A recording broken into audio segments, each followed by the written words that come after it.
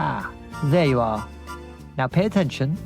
This is the latest podcast from the boys back at Diabolical HQ.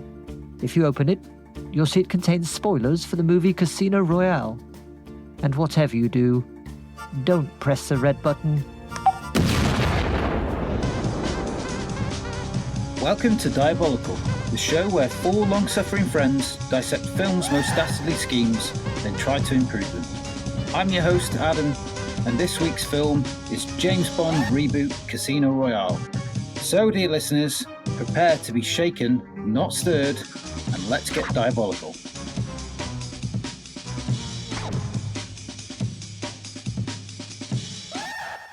Greetings and welcome to this week's pod. Joining me as always are my friends and fellow podcasters in their guise as the panel of peril. So chaps, please introduce yourselves and let us know what your all-time favourite Bond gadget is. Craig here, aka as Countertacular. My all-time favourite Bond gadget, ironically, is from GoldenEye, and it's the clicky pen that Bond gives to Boris, which turns out to be a bomb. He says, "Yes, I'm invincible." Ironic because we have to edit out all the pen clicks on our soundtrack. Ironic because you knew I was going to pick that as well. Is that what you said? No way! Oh, is that what happened? Holy cow. That's so obscure, I'd never even thought of it. Do me last. I'll say the day. Hi, Ben here. And my favourite Bond gadget is actually from a Bond film we've covered in our first episode. It's from Goldfinger, and it's the seagull breathing apparatus. Of course. Jesus Christ. Wait, Tony, you go next. Try and predict. That is mad. Hello, Adam here. My favourite Bond gadget of all time is little Nelly, bless her. The conveniently stored helicopter in a handbag. When Turner first told me that this was going to be the question for this episode, the first thing I said is, I can tell you what the shittest gadget ever is, little Nelly, the helicopter in the suitcase. And I was like, pissing myself. I was like, that's one of my favourite. I thought you'd been a wet Nelly, man. That's what they named the Lotus submarine, was Wet Was Nelly. it Wet Nelly? Yeah. Oh, right, okay. No, I didn't know that. Oh, wow. Yeah, that's a cool gadget. I've always had a soft spot for little Nelly for some reason. I remember it as a kid and thinking that was the coolest thing there is. So, especially because he deals with those helicopters, doesn't he? And it's just like a little flat pack helicopter. It's just mental. Do you know what? I think the concept is really cool, but what I think that puts me off it is that stupid little yellow helmet he has to wear while he's piloting it. Yeah, better wear that. Safety first. And I'm Gaz, and my first choice for Bond's best gadget is from another film that we covered called Moonraker, and it's the Bondola. Which comes Who up could the have water known? to drive on land. Yeah. First choice.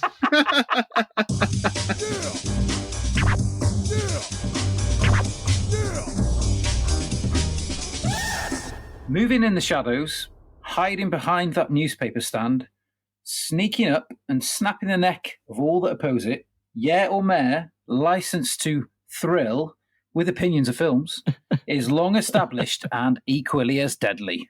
So, can we please have a yeah or mare for the following films of 2006? The Good Shepherd. Never seen it. Never seen it. What is it? De Niro directed, story of the beginnings of the CIA, starring Matt Damon. Okay. Yeah, I've gone for the obscure films of 2006 again, but they're not that obscure because some of them you I probably feel like I heard should have seen it, but None of us are going to have seen any of them, are we? It's going to be a clean sweep. Oh, good. Let's see how many we can get this time. Stranger Than Fiction. Oh, yeah. yeah. Is that the Will Ferrell? Yes. Where Emma Thompson's writing his life. Yeah. That would be a yeah from me. 4 years. So it's 4 years. That's great. Children of Men. Yeah. Yeah. Amazing film. Is that Clive Very Owen? good. It Yeah. certainly is, yes. Yeah. Never seen it. Yeah, it's good.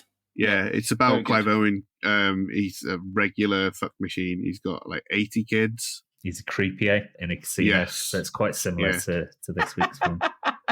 He has 80 kids, and then he says to Matt Damon, "Look at what they make you give as a croupier."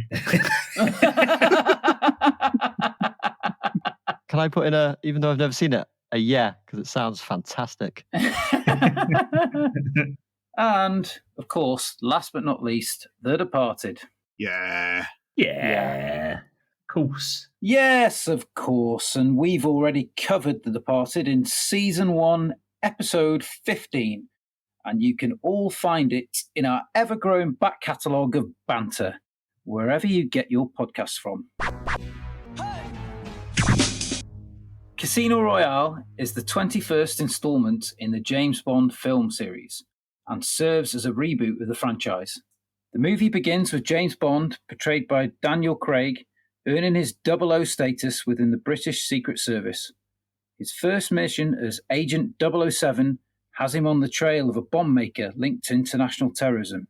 During the operation, Bond links Le Chiffre, a private banker, to the terrorists. Le Chiffre invests their money in a high-stakes poker game at the Casino Royale. Casino Royale serves as an origin story for James Bond, depicting his first mission and the events that shape him into the iconic agent we know. It sets the stage for future films in the franchise and showcases Bond's character development, grit, and determination in the face of danger. But what did we think? Ben? What a film. For me, it was a film that revived the Bond franchise. It has probably the most tense action scenes of any film I've ever seen. I sit there when they're running at the crane and that kind of thing, and there's genuine danger there. You got a knot in your stomach, and I can't think of another film that does that. It has these very clear kind of sections or acts, if you like, and they're all different from one another, but all equally tense in their own way. It's just a brilliant film out of 5 for me. A brilliant film out of 5. Yeah. I know there are a lot of Pierce Brosnan fans out there, but I was not one of them. And for me, he kind of, not single-handedly, but with the filmmakers at the time, they sank Bond for me, because I loved the Roger Moore Bond. And then I could never jive with Pierce Brosnan in those films. And so it was Daniel Craig's iteration that really brought it back to life for me. Cool.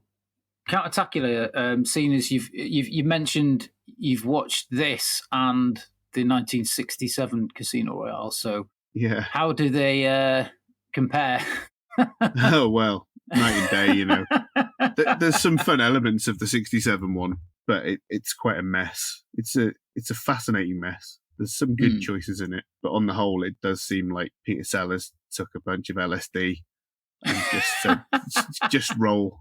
Just see what happens.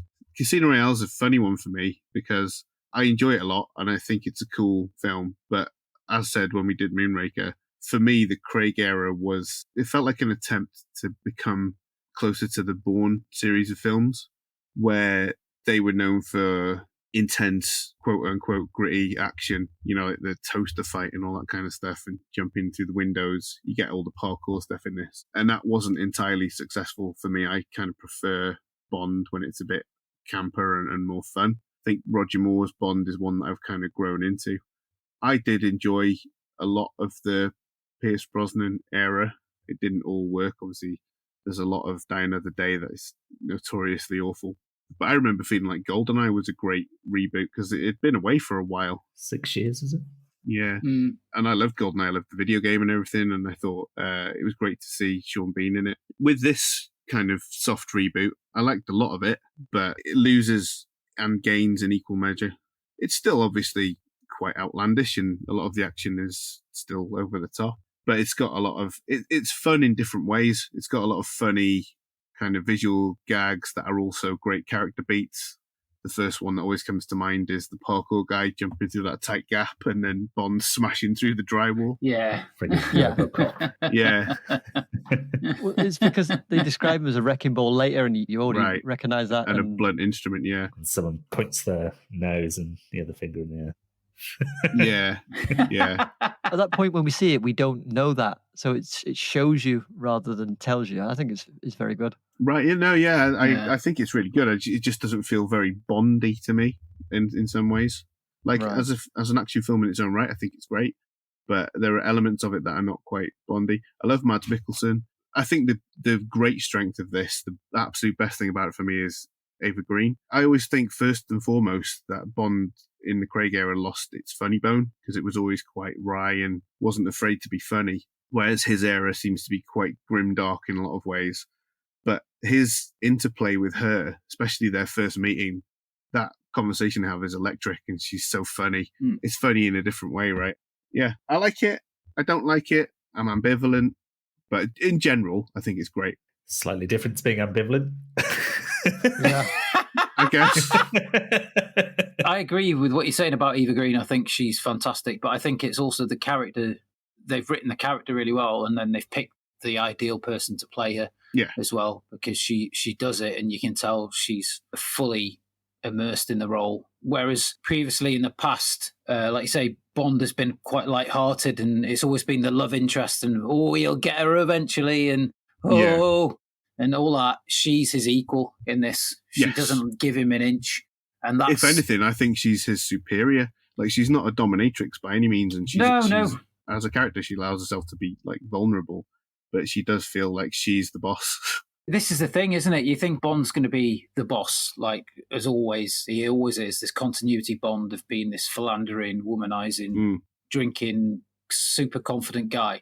But then all of a sudden he meets this woman, and you can tell he's impressed by her, and straight away he's on the back foot, because he's like, hang about. And he says something, when we get into lines, maybe one of us will have it. And I think that's the strength of the movie. The Vesper Lynd comes into it. Yeah. From there, that's the real. I mean, there's loads in it. Obviously, the big theme of this and the big aim is to skewer that male power fantasy that is the normal drive of Bond, and I think it is quite successful at doing that. Yeah. Not least the torturing of his meat and two veg. Oh yeah. I don't think it does anything, say if you're a fan of like macho stars and depictions on the screen and stuff, I don't think it does anything to take away from that. I think really, because he still absolutely nails, and you wouldn't mess with him, but it just gives him that he's infallible, isn't he? Or fallible, sorry. Now. Yeah.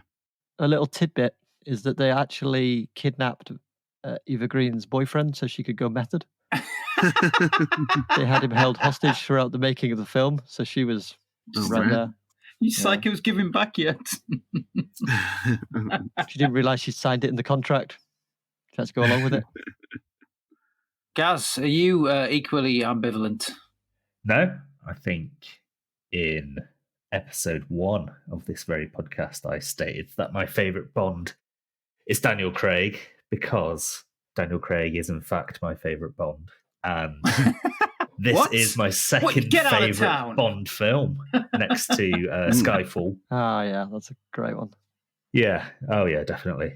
I'm much less attached to Bond than the other 3 members of the panel of peril, as I've said before on Moonraker. So I'm less interested in the trappings of previous Bonds like Roger Moore, who I have grown more fond of from watching Moonraker and catching up on a couple of others in my spare time. Yeah. But I just think it's a rollicking spy adventure, this film. It's one of the only Bond films where he genuinely feels like he's undercover doing, even though he blusters in and says that he's James Bond. He actually feels like he's doing legwork, and he's uncovering information slowly but surely, getting to the root of the money. That's what he's after. I love the action sequences, as Ben said. Yeah, I don't like the black and white in the opening sequence. I feel like that's a pointless affectation, but I really like that bathroom fight scene. How violent it is. It's very gritty, isn't it? Yeah. What's the psychology of that, Gaz, of Bond's first fight taking place in a men's bathroom? Is there some homoerotic undercurrent? A deconstruction of masculinity? You don't want to be in the toilet next to Bond. You feel inadequate. I guess so. Even more so in black and white, I guess. Just heightens it. It's our most vulnerable time, isn't it, when Right. you go to the loo? That's why dogs are always like looking around shifty-eyed when they're pooping. Dun, dun, dun. Besides that bathroom fight sequence, the crane sequence, as Ben said again, and the grand finale with the sinking house in Venice, I think is quite clever because it's quite small scale, really, the film, in terms of what Bond had become. Yet that final sequence ups the ante quite considerably, yet ultimately it's still just quite a small building sinking into a bit of water. And it's properly dramatic, very dramatic, with Vesper being trapped in the lift. Yeah. It's got a genuine emotional kick, that ending. It's very, very nicely done, to the extent that Bond probably hadn't done since Lazenby's finale, I suppose, where his wife dies. Spoilers. Yeah. Interesting that you say that, because I obviously felt the parallel there, but I always feel with Lazenby, it never quite made it. He didn't have the chops to pull it off, but I thought this film really nails that I ending. disagree.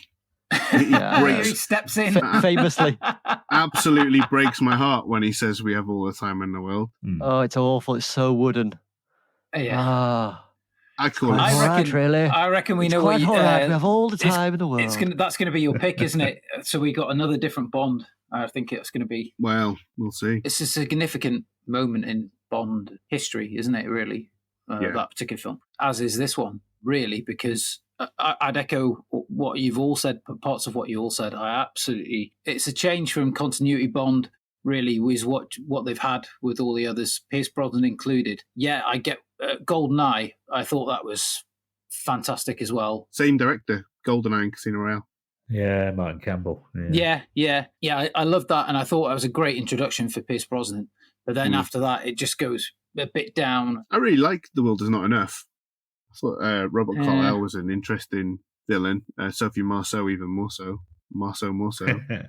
Obviously, Dr. Christmas Jones, or whatever the fuck she's called, is terrible. But Denise Richards, that's it. Yeah, apart from that, I really like the twine, as they call it. Yeah, I agree with the black and white scene at the start as well. I just thought, I know what they're trying to do, but I just thought, what's the point really? But then once it gets into the titles, and it's got my favourite Bond theme there is. Yeah, it's a corker. And the titles are very Bond, but then they're not at the same time as well. It's the focus is on him, isn't it, instead of the naked silhouette women. My note was new Bond, same Bond, great. Accidental partridge. Yeah. New Bond, same Bond. Cashback. Great. But then Chris Cornell at the end of it screaming, "You know my name, you know my name." And it's like fucking goosebumps all over your arm. And it's like, we're back. Oh, it's so powerful. I love the titles graphically as well. They're gorgeous. Yeah. One question I wanted to ask you all is, there's a part where Bond gets his dinner jacket off Vesper. Yeah. And she says there's dinner jackets and there's dinner jackets. And he puts it on and he's looking at himself in the mirror and he's sort of checking himself out. And I was thinking, who does he think he is while he's looking in that mirror? Because everybody else in the world will be like, I look like James Bond. James Bond. Who do you reckon James Bond thinks he is? I see. I thought you meant like, who does he think he is? What you mean? You are. But what you mean is, who does he imagine himself as? Who does he imagine himself to be? He's already James Bond. So who's he going, oh, I look like a young David Niven. I was going to say David Niven. Said George Best. Oh, George Best is a good one. George Best. Yeah. Was he already dead by then, though? Gruffy hobo George Best. Oh, yeah. Back in the day, not in his latter years. Oh yeah, he bloody scrubbed up, that lad. I can only picture him with fucking shite hair and a football jersey. Oh, you need to do some Google searching. A fag hanging out of his ear hole. The ear hole is just pointing straight out. And somehow smoking it through his ear, just like drawing it all the way down to the filter. Ear, nose, and throat. Feels like that technically that could work. Just like pinch your nose and He'd do it While he's talking to you and drinking a pint at the same time. That was one hard-living motherfucker. Oh, yeah. Maybe he thinks he looks like Gomez Adams. Yeah. Name's Gomez. Gomez Adams. Look, Vesper, look just like Gomez Adams. Bye, heck. He's an handsome chap, him, isn't he?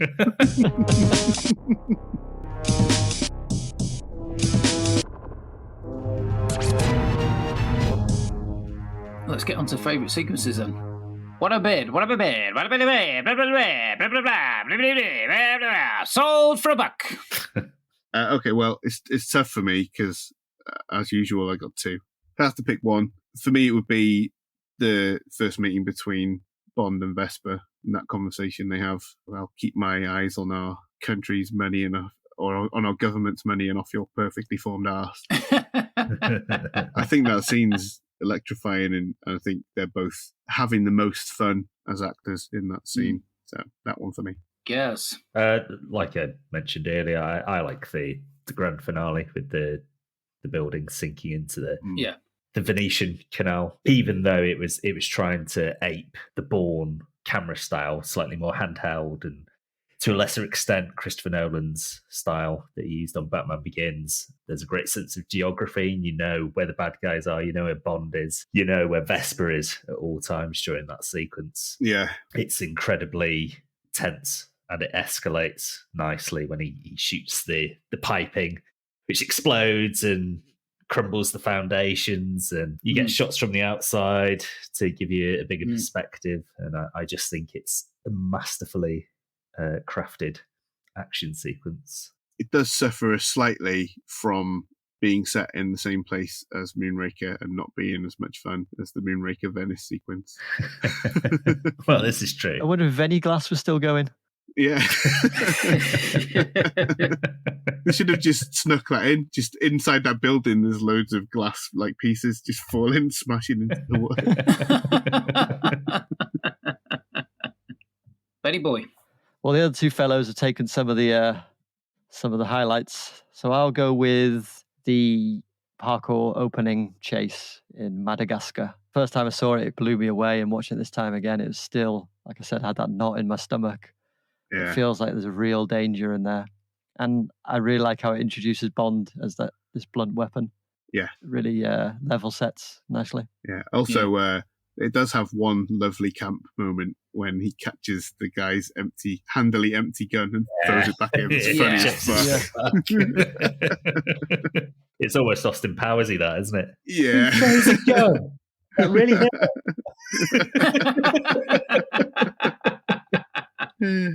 It's that bit where the guy starts running and you're like, he's an absolute maniac, this fella. And then Bond's chasing after him. You sort of think from Bond's perspective, he must be going, what the hell am I doing up on this crane? And thinking about jumping from one crane to another and stuff like that. It's just insane, isn't it? And it's another one of those points in the film where you go, yeah, this is something Pierce Brosnan, Timothy Dalton, Roger Moore, Sean Connery, the other fella, Jules Lazenby wouldn't consider doing, I don't think. No, it's a complete departure from their interpretation, isn't it? He kind of becomes Bond, doesn't he? He doesn't begin as Bond. Exactly, yeah.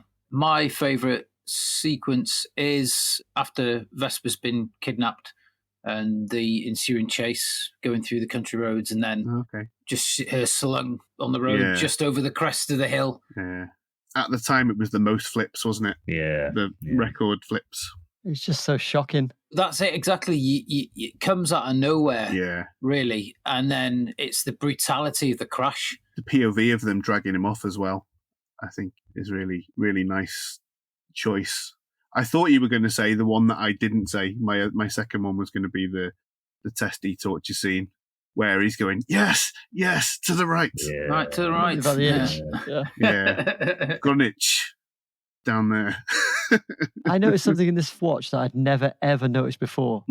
When Bond goes into the airport, Richard Branson. Richard Branson? I'd never, ever noticed him before. Yeah, with his arms getting checked. I'd never noticed him before. I'd always known that he was in it, but never spotted him. Shittest actor ever. Just standing there. Just stand like this, Richard. Okay. I put in my notes, actually, I put Branson, gross. Yes. If I'd made a note, it probably would have said that. Not as gross as in Superman Returns. Oh, that's gross. Yeah. I've got a few like general observations of the film if we've got some room for that. Wait, let me just do a quick intro. Craig's general observations.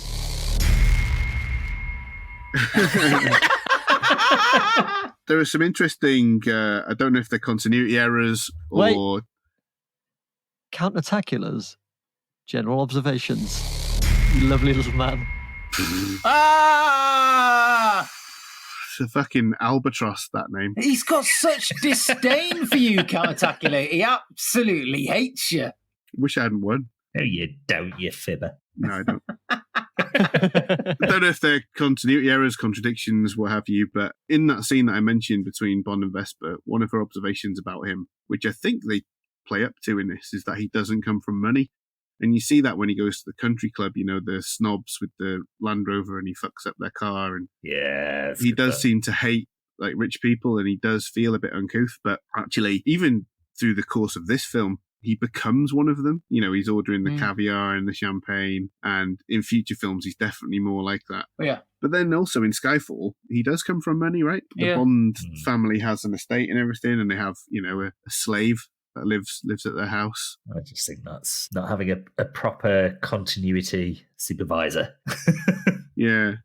I just wondered what they were trying to set up with that. Because one thing she says is you had to rely on someone else's money, and that is a plot point they pick up in Spectre where Blofeld's father takes Bond in as a kind of reward. Yeah. So I did wonder if, because it's always all the same writers, isn't it? Neil Purvis and Robert Wade. Robert Wade, yeah. The little dash of Paul Haggis. Little bit of foreshadowing, maybe. And then something about Bond as well. So Le Chiffre is, for me, probably the most interesting villain that's ever been in Bond. Yeah. I like that he's like a middleman. He's not the top man. I like under pressure the entire way through. Yeah, yeah. And I wonder if he's kind of Bond's dark shadow, because one thing that he does is he uses his girlfriend as a distraction at the poker table on his boat, which is something that Bond then later does with Vesper.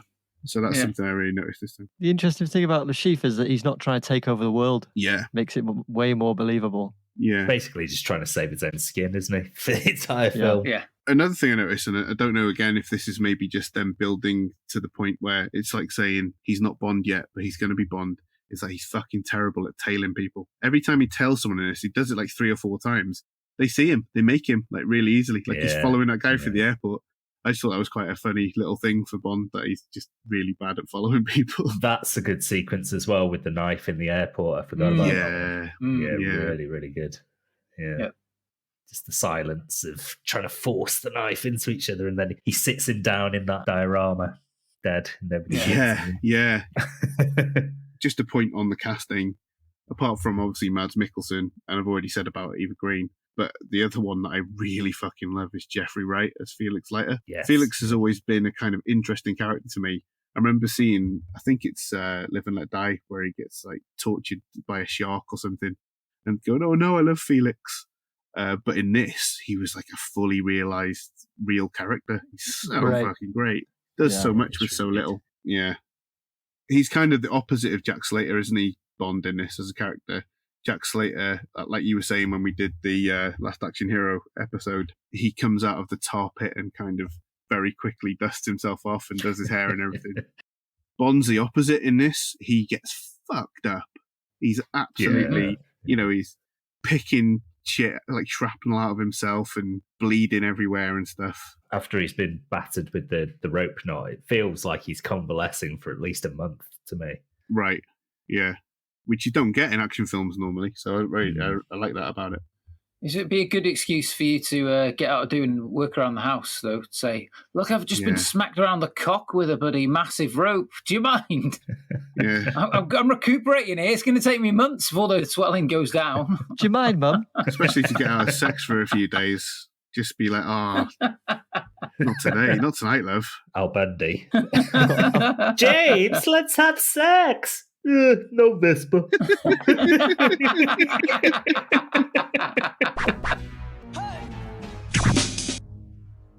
Right, shall we go to favourite lines, I believe? Ben. Well, my favourite line having heard what Count Tacula said about his favourite sequence, might be one of his. No, I know what you're going to say, and I deliberately didn't pick it because I knew someone else would. But I have already said the word, and if you listen back, you'll see where I said it earlier on. Yeah, I heard the word, and I went, fuck. No, I've chosen the one we were talking about when Bond puts on the tailored jacket. Okay. And he's like, it's tailored? How did you? Yeah.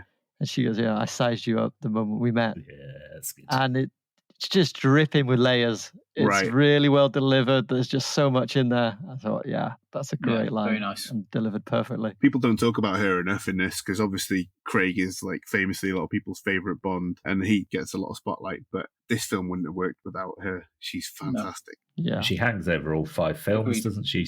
She features Yes. either visually or just in name.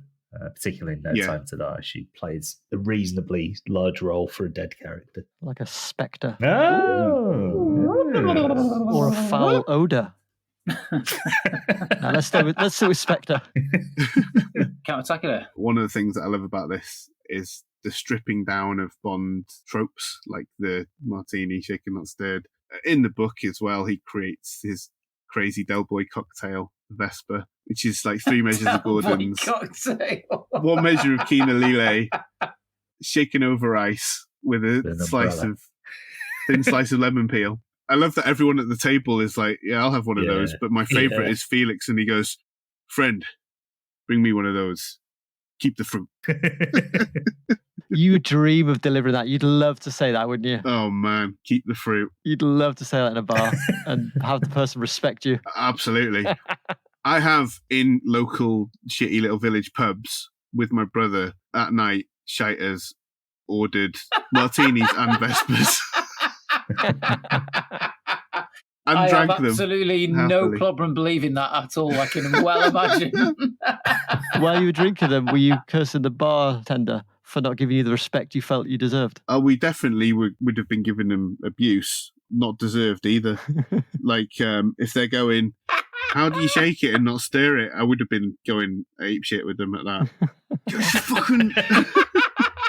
People asking me stupid questions like, what's the difference shaken, not stirred? And I have to explain to them, all right, if you shake a drink over rice, it dilutes the alcohol. It's more pleasant to drink. Oh, it's like a Tim Robinson character. Fucking drink is so fucked. Just wanted my drink shaken over ice. Gaz, any favourite lines from yourself? Yes, I'm going to go for the one that Counter-Tacula alluded to because it's always been my favourite line in the film. From my first viewing, it's during the cracking opening meeting between Bond and Vesper on the train. Once they've finished their meal, Vesper asks Bond, how is your lamb? And Bond replies, skewered, one sympathises. Yeah. Oh, it's very good. It's the delivery of skewered. He knows that he's met his match and he's been overmatched, if anything. He's matched his meat. Yeah, his face as well. Yeah. And then when she gets up and walks away and he's looking at her and he's like going... Yeah, impressed. Impressive. Very impressive. Oh, that should give me an idea for a business. Meat matching. You upload your profile pic, and then based on your profile information and picture, we match you to your perfect meat. Ah. And then send you a pack of sausages tailored to that suggestion. Yeah. It took me way too long there to figure out you were talking about meat with an A and not with 2 E's. I thought you were just describing every dating app. Just invented dating apps. Meeting, matching, meat match. You better swipe left or right on the various meats to create your perfect sausage. Yeah. Meat match. And it had to be done. The advert would have to be that. Meeting, matching, meat match. My favourite line is another spot of verbal jousting between Bond and Vesper is, don't worry, you're not my type. Smart, single. Yeah. One other line that I love that nobody mentioned, since nobody mentioned it, I'll bring it up. which is when the banker comes to give them the money and Bond says, "You didn't bring any chocolates with you." And he does like and a the big guy's laugh. like, "Oh, no." And Bond's like, what? Yeah.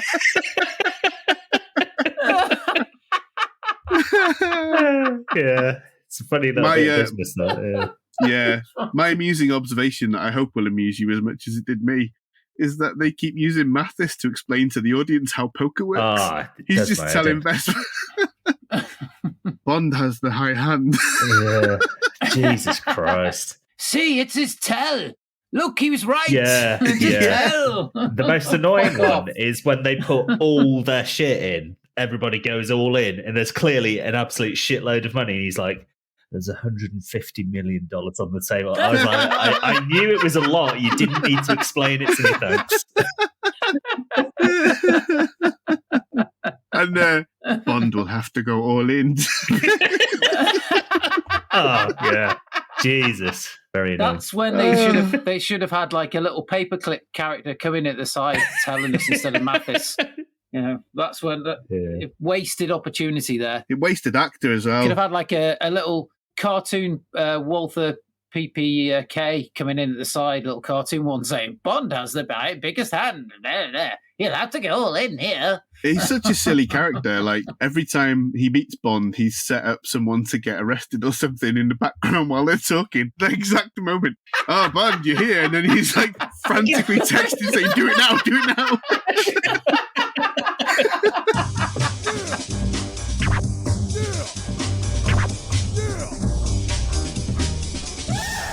The British government decides to send Bond to the casino, where he is tasked with winning the poker tournament to bankrupt Le Chiffre and force him to seek protection with the British government. Bond eventually wins the game, but witnesses Le Chiffre kidnapping Vesper.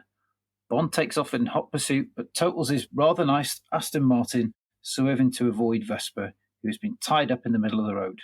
Bond is pulled from the wreckage and taken away to be tortured by Le Chiffre, who is desperate to reclaim the money Bond has won. As things look bleak for our hero, the mysterious Mr. White enters and kills Le Chiffre for being an untrustworthy sort of gentleman. Gaz, he's not had the best of luck, has he, Le Chiffre? No, he hasn't. Right, we'll end that section there. Thank you for that. Swifting on. Woo! No, he's bet on himself, which I believe is something that successful people do. But he's absolutely shit the bed, overplaying his fake tell hand too early, not accounting for the endless resources of the United States government to buy Bond back in. Certainly the way Light is presented to us, it's quite obvious that he's a government agent. And shit at poker. Well, yeah, he's very shit at poker. And so his plan is not great when he's clearly already in over his head to just bet on himself in a game of poker. I think he's actually quite reckless. And he doesn't deserve that lovely girlfriend of his. No, he does not. Especially he's willing to get her arm chopped off. What a bugger. What a dirty bugger. Yeah, absolute sod. Countertacular. I don't fully agree. I think his plan is actually fine. I don't think it's fair to say that he would know that Felix... Well, maybe he would know that Felix was CIA, but would he know that the CIA would back up MI6? Not necessarily. I think Bond's a lucky fuck in this. He only survives his heart attack because Vesper comes and saves him. There are loads of times when he could lose. He's just as bad at bluffing in the end as Le Chiffre is, especially in that torture scene when he's trying to bluff. No matter what happens, Le Chiffre will die because, MI6 will come. It's just pure chance that the syndicate decide at that point, that they're going to fuck him off. So yeah, I think his plan is fine, and I just think he's a victim of happenstance, much like old Barry Lyndon. Go back to our Barry Lyndon episode. Yeah. Mads Mikkelsen, the milky-eyed Barry Lyndon. Yeah. Poor bugger. Ben, what have you got floret-wise? I'm siding more with Gareth on this one, I would say. His initial plan is to play the stock markets, and he was going to blow up that plane Right. to cause the crash. But that obviously lost him the money that forced him to host this high-stakes poker game, right? Yeah. So if I'd lost terrorist money, I would not try to win it back in a poker game. Even if you were really good at poker. Get down the dog track. That's what I'd do. I don't know. It's still very risky, isn't it? Doesn't matter how good you are. It's a very risky play. Do Darren Brown, can't you, at the dog trap? Yeah. This is the winning slip. Slam it down. Is that your plan, Gaz? I wish it was. Bet it all on the dogs. Because it's a proven money spinner, isn't it? Yeah. I think I'd have done something similar to my first, the plane bombing caper. I'd have done something further along those lines, which I feel I'd have more control over than the poker game. But he did that. What? He did try that. So. No, but I'd go again. Just keep playing that angle until it comes off, because it feels like you have more chance with that than a high stakes poker game. Maybe it's the timing of it. You got to wait for the launch of yet another big super mega plane or something. He can manipulate any situation. He could go into a software company and shoot the CEO. There's all sorts he could do. We're coming up with all the good ideas now, aren't we? So I'm giving him 4 florets of broccoli. It's a low one. I don't think it's very good. It's too risky. Yeah, I tend to agree. I think it's his overconfidence again that he can. It's down to him to fix everything, and he's got the confidence he can do it. Whereas he's probably got the resources to probably pay one of the best poker players in the world to enter that tournament and stand probably a better chance than him to win it, rather than Le Chiffre is organising this tournament and taking part, and it's his chance to take him down. He could probably do it a bit more incognito. But then I do appreciate what Campbell said as well, which is an interesting angle as well. But ultimately, he fucked up.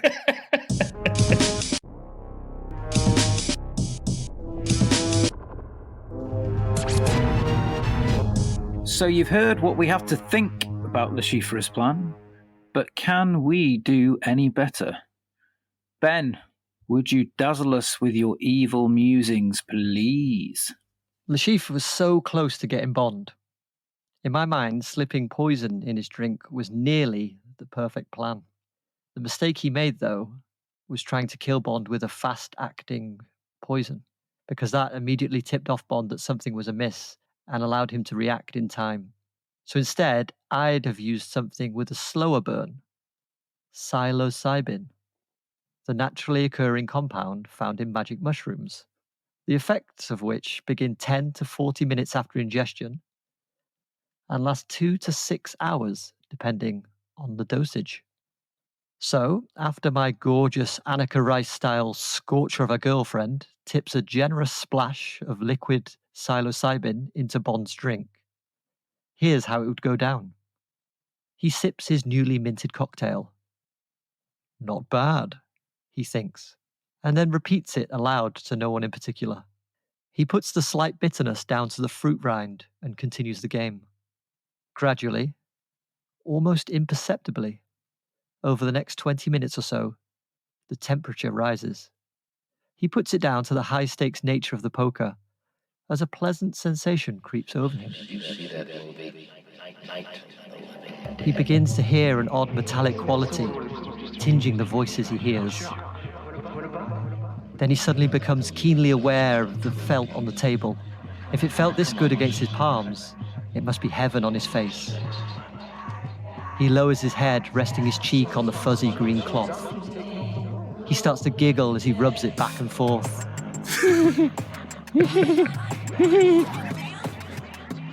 Mr. Bond, says the dealer, 200,000 to stay in the game. Bond looks up to see a serpentine figure sitting where the dealer once sat. Its forked tongue passes over its lips. Bond springs up in his seat and notices the eyes of everyone on the table looking at him. The sight reminds him why he's there. He gathers himself as best he can and peeks at his cards. A jack of bubbles and the body of Christ. That money is as good as mine. His eyes dart side to side, unsure if he had just thought that or said it aloud. Opposite, Le Chiffre's neatly kempt hair has become unruly, writhing in the air around the table like furry tentacles. But Bond refuses to be distracted. This is a chance to stop terrorism after all.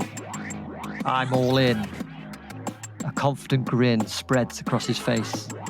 One by one, the other players fold in the face of such reckless play. Of course, Le Chiffre has already calculated that the odds of Bond having a winning hand are very slim indeed, and that it's most likely the effects of the drug giving him the false sense of confidence. Le Chiffre calls and shows his hand. Full house. Mr. Bond, your cards? All eyes turn to our hero, who is tracing tiny shapes in the air with his finger, muttering, "Diamond?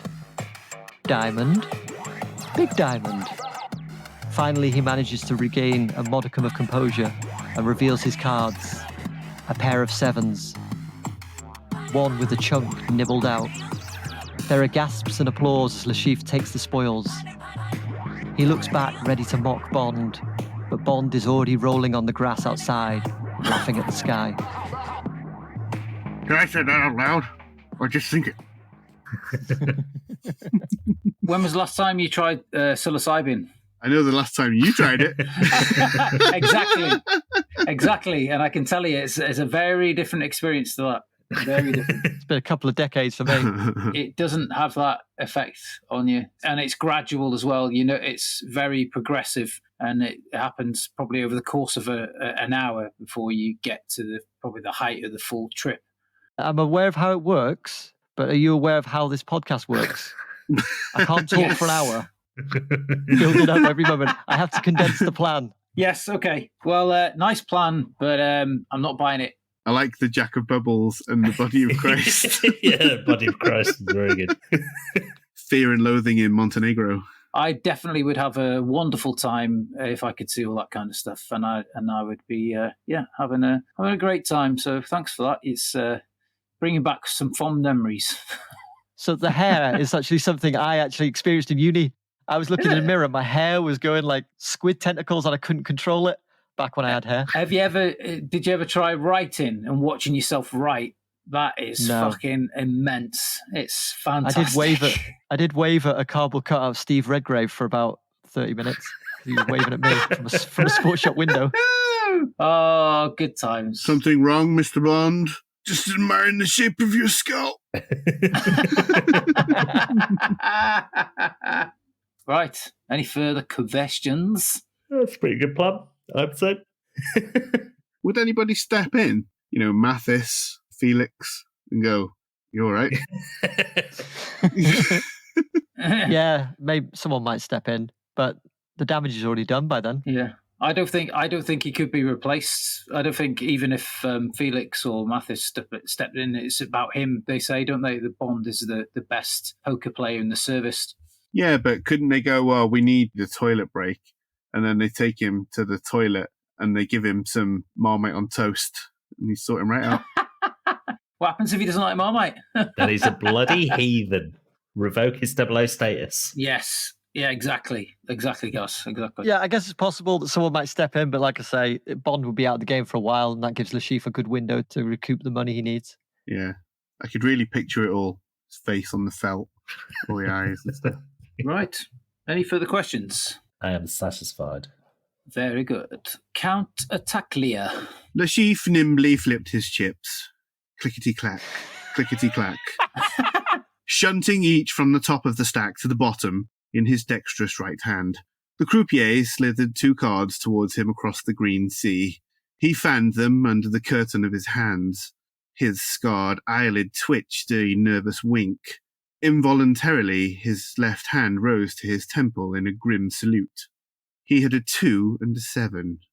He looked furtively across at Bond, acutely aware now that he had tipped his hand. Miss Lynd had been accommodating enough to share that Bond had identified his tell. He imagined he could make a pantomime of it and trick Bond into recklessly raising the ante, but what good might that do him should he prove unable to control his tell when it was real? He had to win this game. He pictured the ignoble associates and creditors who would dispassionately execute him in the event that he lost. He recalled the machete attack in his hotel room. Who would they send for him next? Mr. White? That snake Gettler?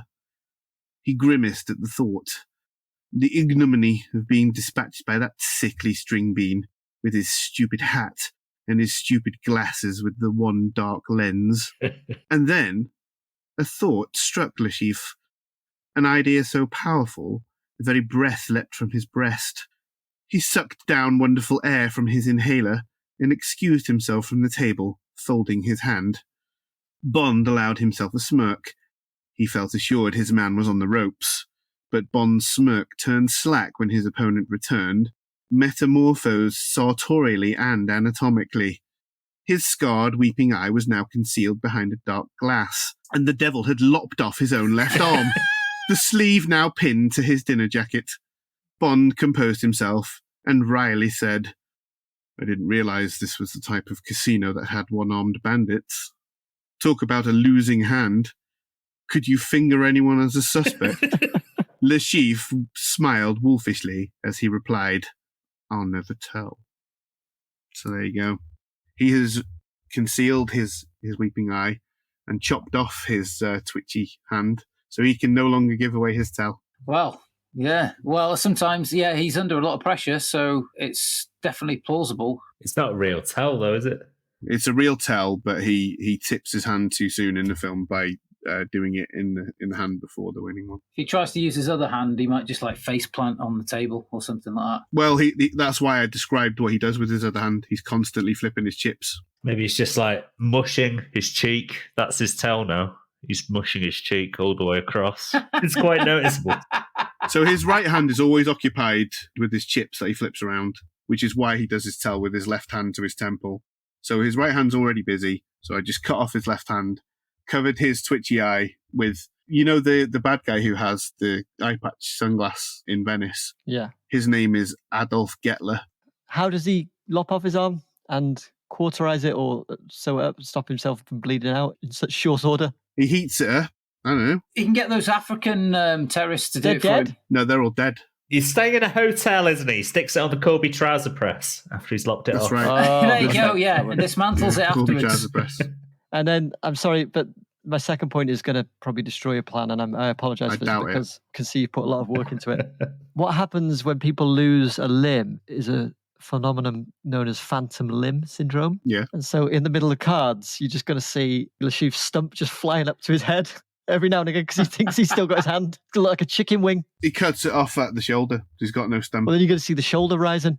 No, because the shoulder didn't rise. Only his elbow moved. You got to go back and watch his tell, but he's always got his elbow on the table, so only his elbow. His arm only moves from the elbow. His shoulder never So you moves. see his shoulder dip to the table. That's his new tell. They wouldn't move at all. Nothing would move. Right, I accept it. I just like the idea of everyone else at the table just hearing screams as he's hacking off his arm. Give it a hoot there.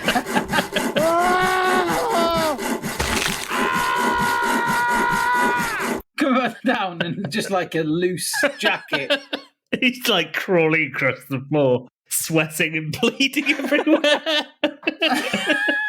All he does is he grits his teeth and he has a brandy and he just gets to it. And then, as you say, Corby trouser press, ideal. As we know, he's got access to loads of drugs, psilocybin, the stuff that he poisons Bond with. So he gives himself some kind of, local anaesthetic. Also a big brandy because he's a man, isn't he?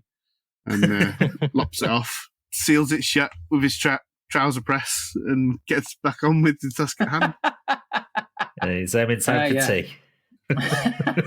Fish finger sandwiches, lovely. Gaz, what have you got for us? I'm going to set this up straight away. There's a little addendum at the end. Just a little bit extra that's nothing to do with the plan. Just a little bit of extra sauce. A little bit of extra salt on the steak that I can flick at the end. The cards have been dealt. The players have taken their seats. And Le Chiffre has a plan. A plan to beat Bond at poker, win the prize pool, and repay the debt he owes to his shadowy masters. What is it? My. Wouldn't you like to know? Oh, you would? You insist? I just bet you do. Well, all right then. I'll tell you, but don't tell anybody I told you. And if you do tell anybody, I'll sneak into your bedroom whilst you're sleeping and move something. Something that you always have in the exact same place. Like an item of jewellery that you remove before Bobo's and place on a set of bedside drawers. Or perhaps an alarm clock perfectly positioned to allow you to knock the snooze or off switch from your prone horizontal position the moment its dreadful sound rings out. I'd move that just out of reach. So you'd go, eh?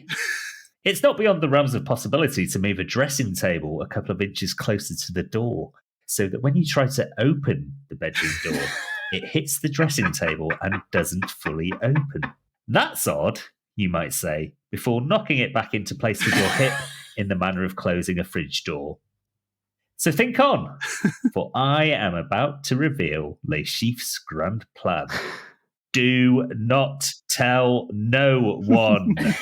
Ever heard of a fellow named Raymond Babbitt? Do you want a response, sir? I'm never sure if Gaz is talking to us or not, or whether I'm supposed to answer or not. I don't know. The guy who got his cock cut off. That's close. What's that guy called? John Wayne Bobbitt? Is that what he's called? Yeah, John Wayne Bobbitt, yeah. But alas, no. I'm referring to Dustin Hoffman's autistic savant card-counting character from the film Rain Man. Do that, but with a real person. But here's the real kicker. He's also the best martial artist in the world. A real Scott Adkins, as well as being an expert leave this in, as well as being an expert card counter. And for the cherry on top, he has a cutting wit and is capable of zinging Bond at a moment's notice, thereby demoralizing him.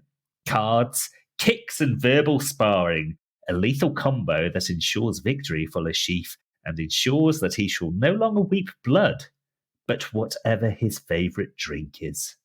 Espresso martini or something. And here comes the addendum, which I expertly set up. If all of that fails, just take a dump in Bond's shoes when he isn't looking. That will put him off his game. What the fuck? I, hand on heart, was this close to doing Rain Man. So close. I even watched a couple of Rain Man videos before I took myself out of it. What, Rain Man 1 and 2? No, not the whole film. Just like on YouTube, I watched the scene where he's card counting and he gets distracted by the roulette wheel and he like wanders away from the table and Tom Cruise is like, what the fuck are you doing? And like walks after him and he's going, it's going to stop on 12, definitely 12. And he's like, what are you, Raymond, we got to go back to the card game over there. And he's like, oh, it's definitely 12. And like he goes, you think it's going to stop on 12? He goes, definitely 12. So he puts like $3,000 on 12 and it stops on a completely different number. And he's like, this is not your game. Get back over to the cards. Poor Raymond just wants to have fun in the casino. I thought Rain Man might have been a common, potentially, plan. So that's why I skillfully added best martial artist in Had the the poo in shoes. Well, poo in shoes too. Oh, right, yeah. I'm going to say the poo in the shoes was the first idea when Gaz was brainstorming. That was first on the list. Just while he's not looking. They're on his feet. Somehow he can manage it. I can't get a full plan out of this, but I'm definitely keeping it. Are you a cuckold, Mr. Bond? Definitely a cuckold. You're a cuckold. That's his wit coming into play. And Bond's like... Well, privately educated, that would hurt him, that. I think I covered all bases. So what's Le Chiffre do while all this is happening? Le Chiffre is sitting there safe in the knowledge that he has a perfect plan. So I'll tell you why I didn't go with it. It's because I thought there was a chance that all of the people around the table who are, lifer high-stakes poker players might notice Rain Man sitting next to Le Chiffre telling him how many cards are left and stuff. It's not actually Rain Man, it's just a savant card counter. Right. Not an autistic savant. Yeah. Just an expert card counter. But wait, isn't Le Chiffre supposed to be an expert card counter with all these probabilities and whatnot? Oh, yeah, I guess he is. So Le Chiffre plus martial arts? Yeah, plus zingers. And Shupu. Don't forget about Shupu. Well, the Shupu is optional. If the opportunity presents itself, you always go for the Shupu. But the opportunity has to present itself. Yeah, it's the coup de grace, isn't it? What I like about the Shupu is the continuity with his Moonraker plan. Bond would be so nonplussed about stepping into his shoe and finding poo on his sock that he would just stop playing. Absolutely. Felix would be like, what are you doing, man? What are you doing? And Bond would be like, I have to go. Why? Any further questions there? I'll take that stunning silence as a no, and I shall attempt a plan. Le Chiffre devises an unconventional plan to distract his opponents during the poker tournament. Tits. Like the Gaza big plastic set. He's just wearing.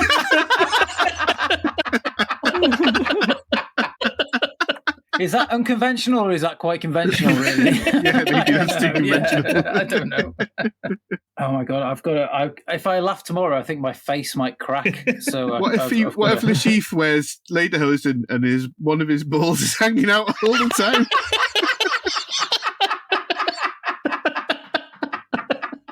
And in the front pocket of the lederhosen, he's got a little mouse that just sits there, just looking around. And he's got a Sabutio player in his hair. What the fuck are we all eating or drunk today to make us like this? I had a very big can of Red Bull. I'm sorry. Did you? Right, Christ. Shall I start again? I'll start again. Le Chiffre devises an unconventional plan to distract his opponents during the poker tournament. He gets one of his cyber henchmen to secretly install a high-tech airborne system in the casino, which he cleverly programs to release a series of scents periodically. At first, the scents are relatively harmless and whimsical, ranging from fresh popcorn to chocolate chip cookies. Yeah, Heston Blumenthal. The participants are oblivious, as the fragrances are fairly normal at this stage, assuming them to be the smell from the kitchens. As the game progresses, Le Chiffre increases the intensity of the scents. Suddenly, a burst of pungent cheese overwhelms the room, causing a few players to wrinkle their nose and lose concentration momentarily. Le Chiffre looks unfazed, while some of the other players look at the fat bloke, who suddenly looks uncomfortable. Little does that guy know, the prawn sandwich he had on room service was a little past its best-by date, and it had a couple of other things in there to seal the deal. As the game continues, Le Chiffre, realizing he needs something more potent, activates the stinky surprise mode. A horrendous odor, reminiscent of rotten eggs and smelly socks, permeates the air, making it nearly unbearable for everyone at the table. Players start gagging and covering their noses, desperately trying to soldier on despite the stench.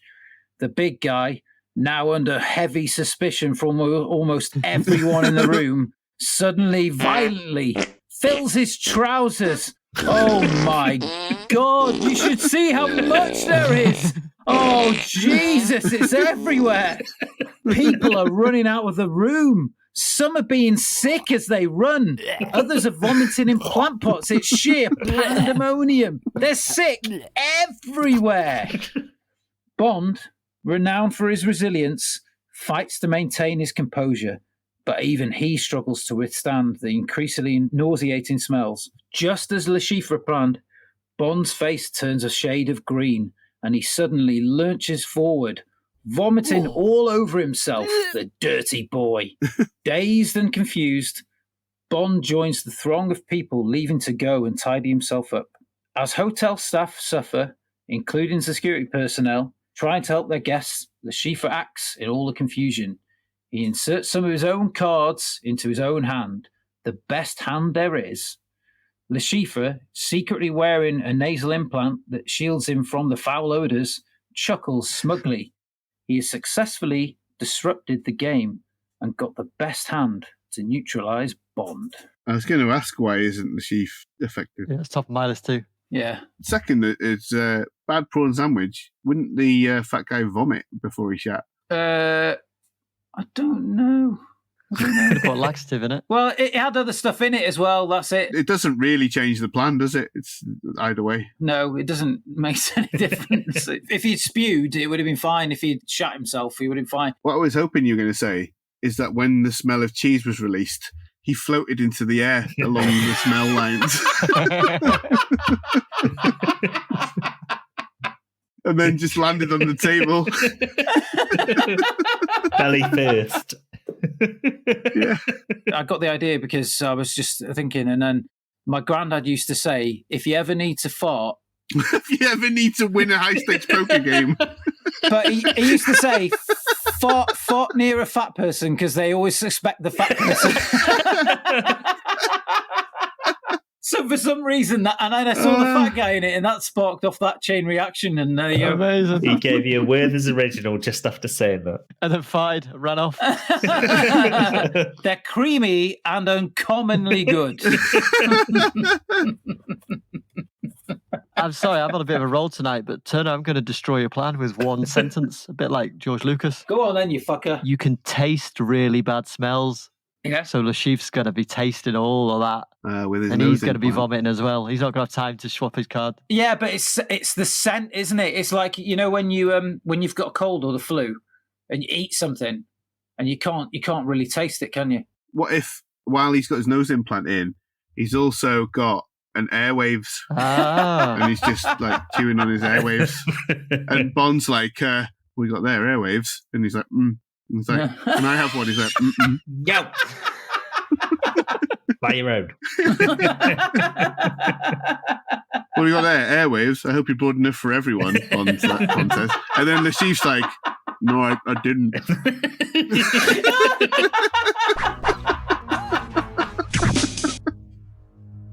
Some truly diabolical schemes there, Peril Pals, but who was the most diabolical?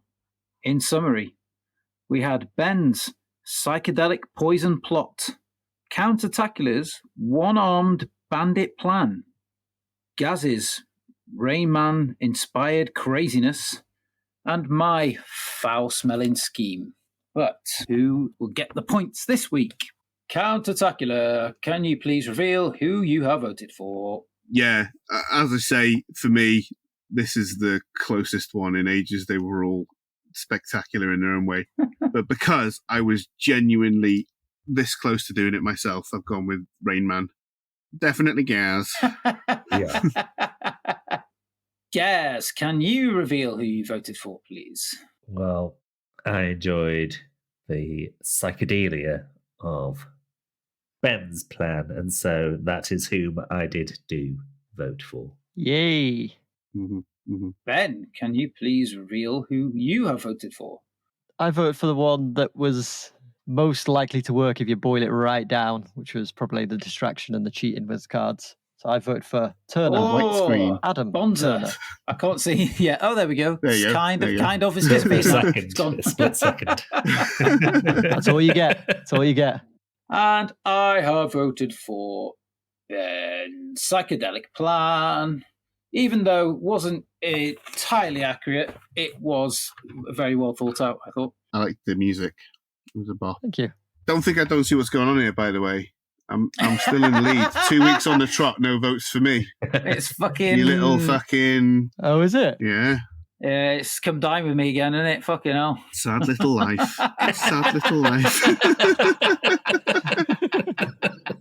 Just think if we get into the last round with it all to Ooh, play dead for, heat. they'll all be tuning Yeah, in. No one's going to be exciting. not downloading it. It's going to Exactly. be a cultural phenomenon. So, with all those points now disseminated, how does that affect the leaderboard? Yes.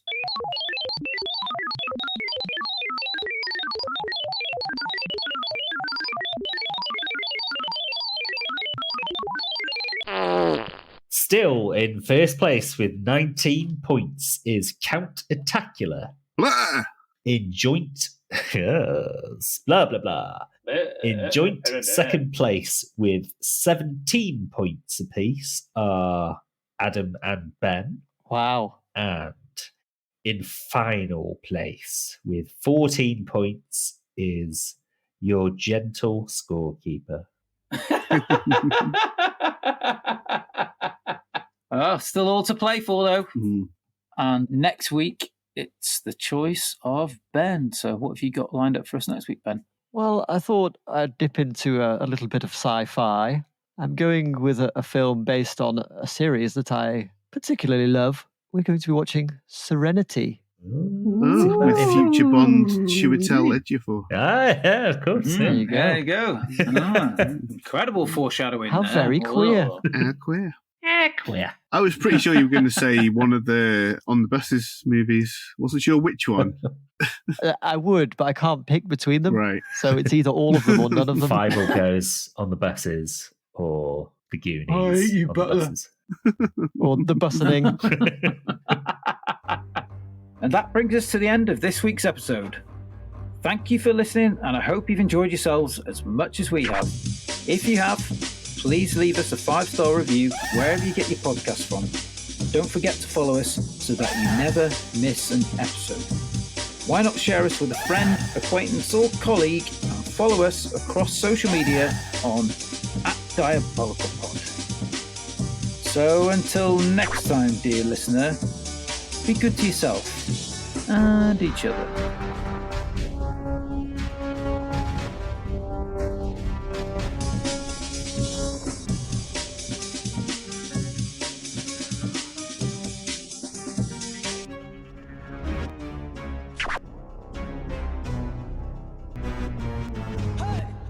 Who was dropping pens at the start of that? Not me. Are you sure? 100%. I've only got one pen Right. and it's still here. Got one in my Okay. hand. I don't recall whether Somebody I was... dropped one or something. There was a noise when you started that. What I've been doing is this sort of stuff. Oh, yeah. Oh, right. Okay. Sometimes That's this. very stimmy. It's not. Oh, Yeah, that's satisfying. nice. That isn't it? Yeah. Yeah. Yeah, I like that Yeah, I like too. putting it I like. there, yeah. I like putting the pen through the hole though. I like putting the pen through the hole, Yeah, and then if it doesn't fit, just stuffing it in until it does fit. right. I just sit still and listen to what people are saying. You know, Yeah. that old chestnut. Yeah. Right. Yeah. I'll give you a bit more time then. How long do you need? Do you need like 5-10 minutes? I can just- waffle a lot of shit. No, not that long. Guys, just go with But- the Bondola from Moonraker. Yeah, the bundle is what I was thinking of. Yeah. Bondola is very good, actually, isn't it? Yeah. Not only Yeah. drive on land, it also spooks some pigeons into giving a little double take. Ah, of course. Yes. Yeah. Famous pigeon double take. Yeah. I think quite a lot of the great gadgets are just in the Q sequences, aren't they? That you don't actually get to see used in the field, but they're kind of tested in the background. Is there like an inflatable jacket or something? Yeah, the laser gun that melts the Mexican. Right. The best one of those that's in the background that Bond never uses is the sofa that eats a guy. Right. The scientist just sits on it and then he's devoured by a sofa. Oh, yeah. It's all going on in the background. It's amazing. It's a 3 years and a 1. I haven't seen it. And Who hasn't seen it? years. No, I said yeah. Oh, have you said? Oh, Oh, so After it's saying, 4 years is that then. the film with Will Ferrell? Oh, sorry. I thought. Never mind. That LeChiff, he was re evil. He was re evil, that LeChiff. Really put me off sex when I saw him bleeding from his eye, LeChiff. I was once trying to do it to Casino Royale, and I'd accidentally picked the wrong one. It's the Peter Sellers one. It put me right off. Now you've mentioned the next version of Bond. Who do you reckon it's going to be? I've Do you got think? 2 ideas. Go. Okay, so people are quite keen, not everybody, obviously, there's quite a lot of racists out there, but non-racists are keen on a person of colour playing Bond. Mm. Yes. I think Idris Elba's too old. He's too Yeah, old now. Idris Yeah, Elba's that's too what old. I think. He's been and talked about for too he's long. too gruff and Yeah. Street Fighter-ish for me. So my pitch for a person of colour for Bond is Chiwetel Ejiofor. Oh, God, Oh, yeah. yes. I yes. think he would be Unbelievable. fantastic. He's suave. How old is as he, though? F. No. Oh, I don't know. You might be getting on, but He doesn't feel old. When you've been feeling him, Oh. a lot of elasticity in his testicles. The most interesting suggestion I saw from herself, I think, was Gillian Anderson. And I know that Daniel Craig argued, and I would imagine she probably agrees with him in her heart of hearts, that it's a cop-out to give that role to a woman, and they should just write a good spy character for a woman to play. Because James Bond, obviously, is the qualities that make him James Bond are not